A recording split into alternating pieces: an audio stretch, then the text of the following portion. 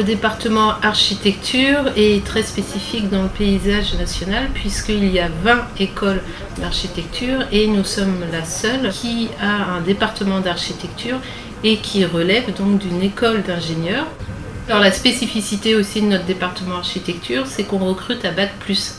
Sur ces 4 ans, il y a une part importante et je dirais même prédominante qui est donnée au projet, c'est-à-dire du travail en atelier avec une réflexion qui est faite graduellement au fur et à mesure de l'avancement dans les promos. On ne recrute que 45 étudiants par année.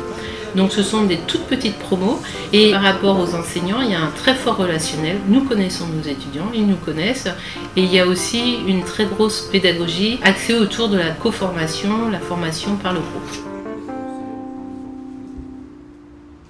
La première année, celle qu'on intitule A2, on est plutôt dans de l'initiation à l'architecture, de l'initiation au paysage, aux arts graphiques, à la culture. On essaye en fait de développer tout l'aspect curieux qu'un architecte doit forcément avoir pour sa profession.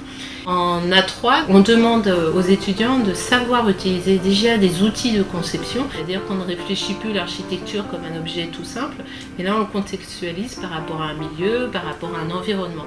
À 4, on a une introduction au projet urbain. À 5, on synthétise toutes les connaissances qui ont été acquises dans les 3 années précédentes. Ce sont les années aussi où les étudiants vont créer leur propre méthode pour le projet. À plus de 80%, à la sortie, la plupart de nos architectes travaillent en agence. On a démoli le bâtiment sur rue pour pouvoir, comme je vous le disais, avancer le volume principal. Et puis on a aussi certains qui vont se diriger vers l'enseignement. On a d'autres qui vont faire un doctorat et qui vont plutôt se diriger du côté de la recherche. Et puis on a certains qui vont plutôt aller du côté urbanisme. Le mois de septembre est en fait le dernier mois de scolarité pour nos A5. Toutes les promos se retrouvent complètement mixées autour d'un projet de PFE et elles travaillent dans les ateliers pendant un mois non-stop pour finaliser ce projet de PFE. On se retrouve un peu dans une structure d'agence, c'est-à-dire que le diplômable est un peu comme un chef d'agence qui va devoir déléguer certaines tâches, des maquettes. Il organise son projet en fonction des compétences qu'il a autour de lui.